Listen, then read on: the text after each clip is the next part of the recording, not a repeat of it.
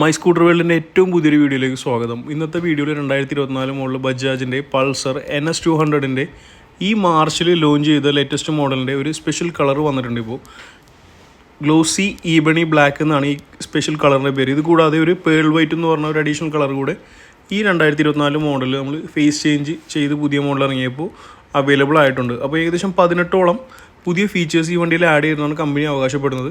അപ്പോൾ അതെന്തൊക്കെയാണെന്നും ഈ വണ്ടിക്ക് ഓൺ റോഡ് എന്ത് കോസ്റ്റ് വരുന്നുണ്ട്, നമ്മൾ ഫിനാൻസ് ആയിട്ട് എടുക്കുമ്പോൾ ഡൗൺ പേയ്മെൻറ്റ് എത്ര അടക്കേണ്ടി വരും, മാസം EMI എത്ര വരും, അങ്ങനെയുള്ള കാര്യങ്ങളെല്ലാം തന്നെ ഈ വീഡിയോയിൽ ഞാൻ നിങ്ങൾക്ക് ഷെയർ ചെയ്ത് തരുന്നതാണ്. അപ്പോൾ വീഡിയോ സ്കിപ്പ് ചെയ്യാതെ അവസാനം വരെ കാണുക. ഫ്രണ്ട് സൈഡിൽ നിന്ന് നോക്കുമ്പോൾ നമുക്ക് ഈ ഹെഡ്ലൈറ്റിൻ്റെ പോർഷനിൽ സൺവൈസർ വന്നിട്ടുണ്ട്.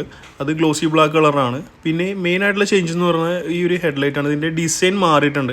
നിങ്ങൾ സൈഡിൽ നിന്ന് നോക്കുമ്പോൾ മനസ്സിലായിട്ട് ഒരു നോസ് പോലെ, ഒരു മൂക്ക് പോലെ ഒരു ചെറിയൊരു എന്താ പറയുക, ഒരു ചുളുക്ക് വന്നിട്ടുണ്ട്. ഒരു ട്രാൻസ്ഫോമർ മൂവിയിൽ വരുന്ന റോബോട്ട്സിൻ്റെയൊക്കെ ഫേസ് പോലെയാണ് എനിക്ക് തോന്നുന്നത്.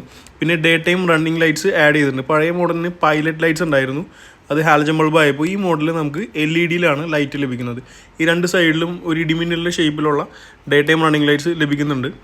അതുകൂടാതെ ഇൻഡിക്കേറ്ററും ചേഞ്ച് ആയിട്ടുണ്ട്. നമ്മുടെ ഡോമിനാറിലൊക്കെ വരുന്ന പോലെ, ഡ്യൂക്കിലൊക്കെ വരുന്ന പോലത്തെ ഇൻഡിക്കേറ്ററാണ് നമുക്ക് ലഭിക്കുന്നത്.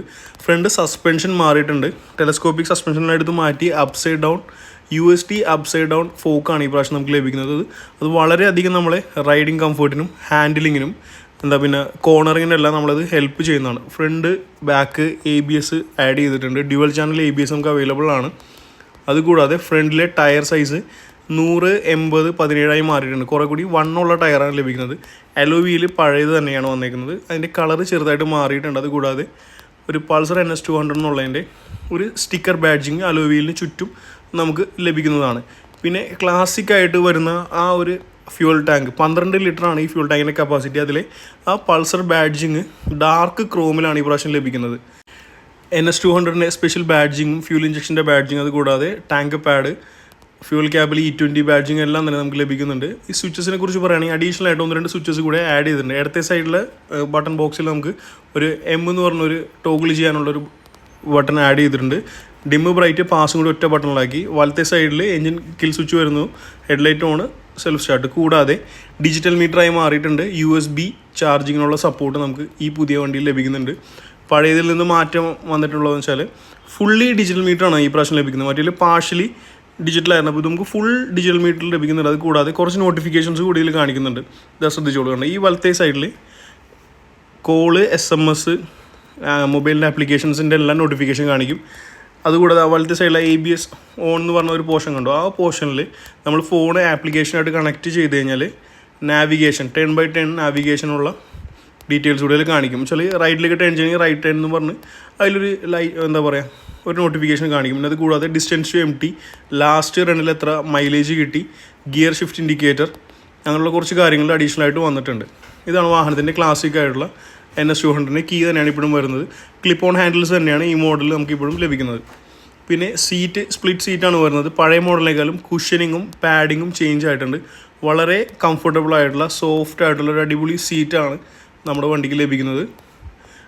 ഏറ്റവും എടുത്ത് പറഞ്ഞ പിലിയൻ സീറ്റാണ്. പിലിയൻ സീറ്റ് നല്ല കംഫർട്ടബിൾ ആയിട്ടാണ്. കുറച്ചുകൂടി എന്താ പറയുക, ആ പാഡിങ് ഫുള്ള് മാറ്റി നല്ല സൂപ്പർ പിലിയൻ സീറ്റാണ് നമുക്ക് ഈ പ്രാവശ്യം ലഭിക്കുന്നത്.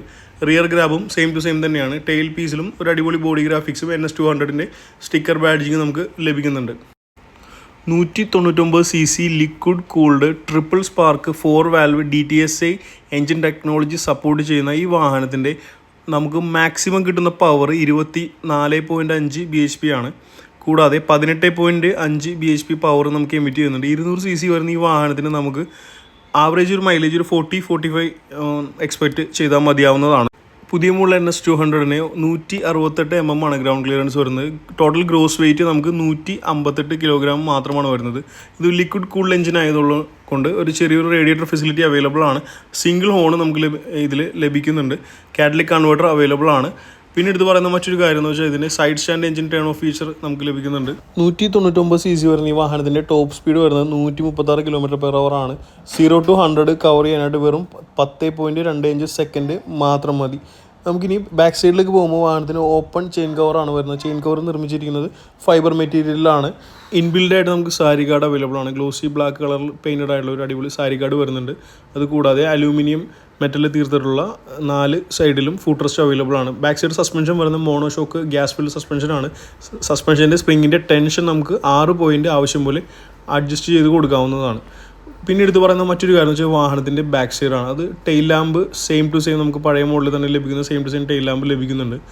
എന്നാൽ തന്നെയും ബാക്ക് സൈഡ് ആ ഒരു പോർഷൻ മഡ് ഗാർഡ് എന്ന് പറയുന്ന ആ ഒരു പോർഷനിൽ വരുന്ന മെറ്റീരിയലിൻ്റെ ക്വാളിറ്റി എക്സ്ട്രീംലി അപ്രീഷിയേറ്റ് ചെയ്യേണ്ട ഒരു കാര്യമാണ്. വളരെ ഹെവി ക്വാളിറ്റിയാണ് ഈ പ്രാവശ്യം നമുക്ക് ബാക്ക് സൈഡ് മഡ് ഗാർഡ് ആയിക്കോട്ടെ, ഇൻഡിക്കേറ്റർ ആയിക്കോട്ടെ, നമ്മുടെ നമ്പർ പ്ലേറ്റ് മൗണ്ട് ചെയ്യാനുള്ള ക്ലാമ്പുകൾ എല്ലാം തന്നെ ഹെവി ക്വാളിറ്റി ഐറ്റംസാണ് നമുക്ക് ഈ പ്രാവശ്യം ലഭിക്കുന്നത്. നല്ല വലിപ്പമുള്ള ടയറാണെന്ന് ഞാൻ ആദ്യമേ പറഞ്ഞു. 130, 70, 17 ടയറിൻ്റെ സൈസ് വരുന്നത്. അപ്പോൾ ഈ ടയറിനെ സേഫ് ആക്കാനായിട്ട് ഡ്യുവൽ സ്പ്ലിറ്റ് ആയിട്ടുള്ള 2 ടയർ ഹാഗേഴ്സും നമുക്ക് ലഭിക്കുന്നുണ്ട്. ഈ പ്രാവശ്യം MRFൻ്റെ സാപ്പർ ടയർ സീരീസാണ് ലഭിക്കുന്നത്. ബാക്ക് സൈഡും 17 ഇഞ്ച് അലോയ് വീൽസ് നമുക്ക് ലഭിക്കുന്നുണ്ട്. നമ്മുടെ സേഫ്റ്റിക്കായിട്ട് back side disc brake available ആണ്. ABSൻ്റെ സപ്പോർട്ടുണ്ട്. 230 mm വലിപ്പമുള്ള ഡിസ്ക് ബ്രേക്സ് ആണ് ലഭിക്കുന്നത്. വെന്റിലേറ്റർ ഡിസ്ക് ആണ് നമുക്ക് ലഭിക്കുന്നത്. പിന്നെ ബാക്ക് സൈഡിൽ എടുത്ത് പറയുന്ന മറ്റൊരു കാര്യം എന്ന് വെച്ച് കഴിഞ്ഞാൽ വാഹനത്തിന് ഓൾറെഡി നിങ്ങൾക്ക് എല്ലാവർക്കും അറിയാം കിക്കർ അവൈലബിൾ അല്ല. പിന്നെ ബ്രേക്ക് പെഡൽ ചേഞ്ച് ആയിട്ടുണ്ട്. ഫുൾ മെറ്റലിൽ തീർത്തൊരു ബ്രേക്ക് പെഡലാണ് ലഭിക്കുന്നത്. നമുക്ക് ഫൈബർ മെറ്റീരിയലിൽ നിർമ്മിച്ചിട്ടുള്ള ഒരു അടിപൊളി എൻജിൻ കവളും വാഹനത്തിൽ ലഭിക്കുന്നുണ്ട്. ഇതാണ് ഫ്രണ്ട് സൈഡിൽ നോക്കുമ്പോൾ ഇതിൻ്റെ അപ്പിയറൻസ്. നിങ്ങൾക്ക് ഇഷ്ടപ്പെട്ടെങ്കിൽ എന്തായാലും കമൻറ്റ് ചെയ്ത് തന്നെ ഒന്ന് അറിയിക്കണം കേട്ടോ. ഈ വാഹനത്തിന് ഏകദേശം ഓൺ റോഡ് കോസ്റ്റ് വരുന്നത് 2 ലക്ഷത്തോളം രൂപയാണ്. നിങ്ങളുടെ കയ്യിലൊരു 30,000 രൂപ ഡൗൺ പേയ്മെൻറ്റ് അടക്കാനുണ്ടെങ്കിൽ നമുക്ക് ഈസി ആയിട്ട് വാഹനം ഫിനാൻസ് ഇട്ട് റോഡിൽ ഇറക്കാവുന്നതാണ്. ഏകദേശം ഒരു 7 വർക്കിംഗ് ഡേക്കുള്ളിൽ തന്നെ ഫിനാൻസ് കാര്യങ്ങളെല്ലാം റെഡിയാക്കുന്നതാണ്. മാസം EMI കുറിച്ച് പറയുകയാണെങ്കിൽ ഒരു 5,000 to 7,000 ആ ഒരു റേഞ്ചിലാണ് EMI വരുന്നത്. ഞാൻ ഡീലർഷിപ്പിൻ്റെ കോൺടാക്ട് നമ്പർ വീഡിയോയിൽ ആഡ് ചെയ്തിട്ടുണ്ട്. അപ്പോൾ എന്തെങ്കിലും സംശയം ഉണ്ടെങ്കിൽ അവരെ വിളിച്ച് കോൺടാക്ട് ചെയ്യുക. അപ്പോൾ നമുക്ക് വീഡിയോ അവസാനിക്കുന്നതിന് മുന്നേ ആയിട്ട് നമുക്ക് വണ്ടി ഒന്ന് സ്റ്റാർട്ട് ചെയ്ത് വാഹനത്തിൻ്റെ എക്സോസിൻ്റെ ശബ്ദം, പുതിയതായിട്ടുള്ള എക്സോസിൻ്റെ സൗണ്ട് അണ്ടർബെല്ലി എക്സോസ്റ്റാണല്ലോ ഓൾറെഡി വരുന്നത്. അപ്പോൾ അതുകൂടി നമുക്കൊന്ന് കേട്ടിട്ട് വീഡിയോ അവസാനിപ്പിക്കാം.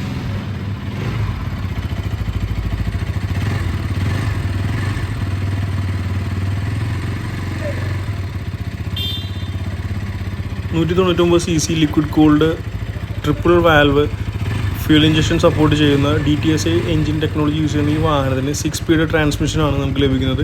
എഞ്ചിൻ്റെ സൗണ്ട് അതുപോലെ തന്നെ എക്സോസ്റ്റിൻ്റെ സൗണ്ട് എല്ലാം സെയിം ടു സെയിം പഴയ മോഡലിനെ പോലെ തന്നെയാണ്. വലിയ മാറ്റങ്ങളൊന്നും ഈ പ്രാവശ്യം വന്നിട്ടില്ല. എന്നാലും എക്സോസ്റ്റിന് കുറച്ചുകൂടി ബേസ് കിട്ടുന്ന പോലെയാണ് എനിക്ക് തോന്നിയത്. ഇതിൻ്റെ ഫുൾ ഡീറ്റെയിൽഡ് ഒരു റൈഡിങ് റിവ്യൂ നമ്മൾ ഉടനെ തന്നെ ചെയ്യുന്നതാണ്.